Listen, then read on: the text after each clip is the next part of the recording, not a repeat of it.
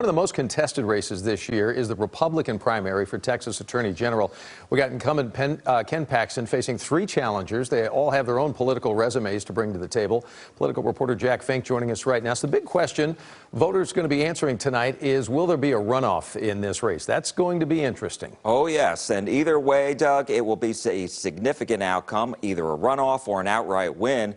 And two-term incumbent Ken Paxton has won the endorsement of former President Donald Trump, but he's also facing a serious challenge from George P. Bush, the Texas Land Commissioner, conservative East Texas Congressman Louis Gohmert, and former Texas Supreme Court Justice Eva Guzman. They've all criticized Paxton's record and his ethics, pointing to the fact that 7 of his hand-picked lieutenants raised allegations of bribery against Paxton and reportedly went to the FBI nearly 2 years ago.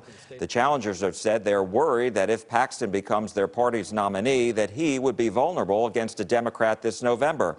Paxton has repeatedly denied any wrongdoing, and he's pleaded not guilty and is awaiting trial on unrelated state fraud charges. He has consistently led all of the polls, but SMU political science professor Matthew Wilson says he doesn't believe Paxton's poll numbers are strong enough to keep him out of a runoff. If Paxton goes to a runoff, he's not going to be sleeping easy, even if he finishes first in the balloting this time around, because a lot of the people voted for other candidates because of specifically concerns about him and his ethical improprieties. Wilson believes if there is a runoff, it will likely be against Bush, who has more of a following among the Republican Party establishment. We're also watching the governor's race. Democrat Beto O'Rourke will host a watch party in Fort Worth tonight. He won Tarrant County when he ran for U.S. Senate in 2018. From the beginning, the thought has been he and Republican Governor Greg Abbott will face each other in November.